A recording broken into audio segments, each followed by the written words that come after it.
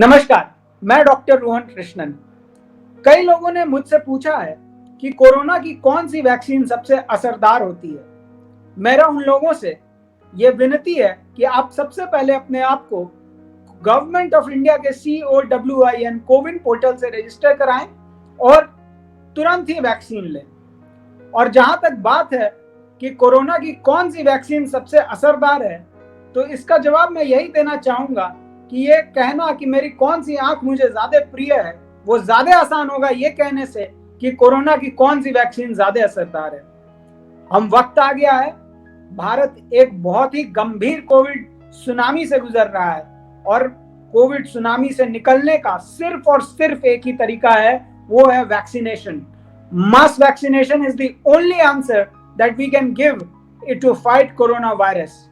आपको मैं बताना चाहता हूं कि अब जाकर के इंग्लैंड, अमेरिका ऐसे देशों में already 63% in US and 68% in England, अभी कुछ और बढ़ ही गया होगा, 2 दिन पहले की मैं बात कह रहा हूं।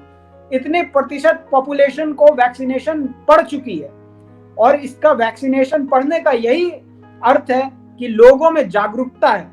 यदि हम कोरोना को रोकना चाहते हैं तो हमें भी जागरूक होना पड़ेगा और हमें इन सवालों में बिल्कुल नहीं पड़ना चाहिए कि कौन सी वैक्सीन बेहतर है।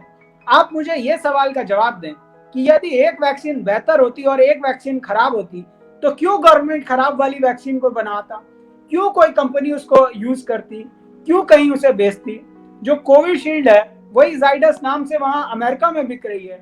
कोवैक्सीन भारत बायोटेक ने यूके के साथ प्रोड्यूस किया है और दोनों ही वैक्सीन बहुत ही एफिकेशियस हैं, बहुत ही अच्छी हैं और हिंदुस्तान फार्मास्यूटिकल इंडस्ट्रीज में हमेशा एक वर्ल्ड लीडर रहा है।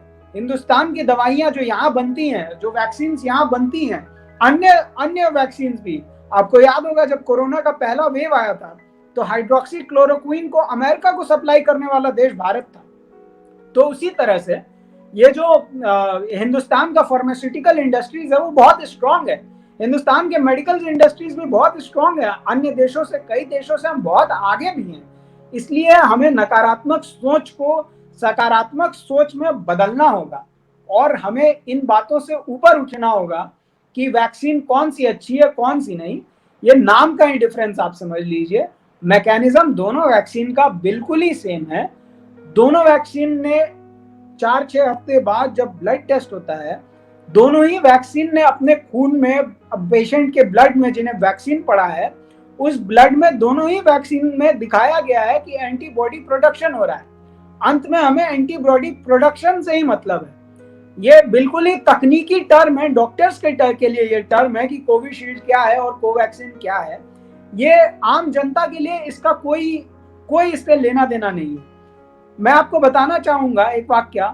सपोज करिए आपको बुखार है, बुखार की 5-6 दवाइयां आती हैं मार्केट में जो सबको पता है और 50-60 दवाइयां आती हैं जो हमें पता होती हैं, लेकिन सभी दवाइयां लगभग सेम ही काम करती हैं। इसीलिए मैं आपको बताना चाहूंगा कि इस भ्रांति में ना पड़े कि कौन सी वैक्सीन बेहतर है, कौन सी वैक्सीन खराब है। दोनों ही वैक्सीन बहुत अच्छी हैं। मास प्रोडक्शन हो सके वैक्सीन का, इसलिए गवर्नमेंट ने ऐसा किया कि एक वहां बनाया, एक यहाँ बनाया। और ऑब्वियसली बात थी कि जब दो अलग अलग कंपनियां वैक्सीन बनाएंगी तो दोनों का नाम कोवैक्सीन या दोनों का नाम कोविशील्ड तो कर नहीं सकती हैं। गवर्नमेंट को एक और मैं आपके माध्यम से भी बताना चाहूंगा कि गवर्नमेंट एक काम कर सकती थी कि वो इस नाम का सिस्टम खत्म कर देती, लेकिन कुछ मजबूरियां रही होंगी जिस वजह से पेटेंसी एक्ट होता है किसी भी कंपनी का, जिसके नाम पे हम ज्यादा फोकस नहीं कर सकते हैं। जो नाम रखने का अधिकार कंपनी का अपना अधिकार होता है, इसलिए कंपनियों ने नाम रखा। इन दोनों वैक्सीन में कोई खास फर्क नहीं है और भारत ने बनाई हुई दोनों वैक्सीनों का बहुत ही अच्छा स्कोप आ रहा है और पूरे विश्व में इन वैक्सीनों की तारीफ हो रही है। और कोविड से बचने का सिर्फ और सिर्फ एक ही तरीका है कि आप वैक्सीनेशन कराइए। आपको अगर कोविड हो रखा है, 15-20 दिन हो गया आपको कोविड हुए, आप फिर भी वैक्सीन कराइए, वैक्सीनेशन लीजिए और vaccination is the only answer. और दोनों वैक्सीन बिल्कुल ही अच्छी हैं, दोनों वैक्सीन बहुत बेहतर हैं। दोनों में से कौन बेहतर है कि कोई बात ही नहीं है। दाएं आंख भी उतनी ही प्यारी होती है इंसान को जितनी बायां आंख होती है। अगर आपने अभी तक हमारा चैनल सब्सक्राइब नहीं किया है तो सब्सक्राइब करें और घंटी का बटन बिल्कुल भी दबाना ना भूलें ताकि सभी लेटेस्ट खबरें पहुंच सकें आप पे सबसे पहले।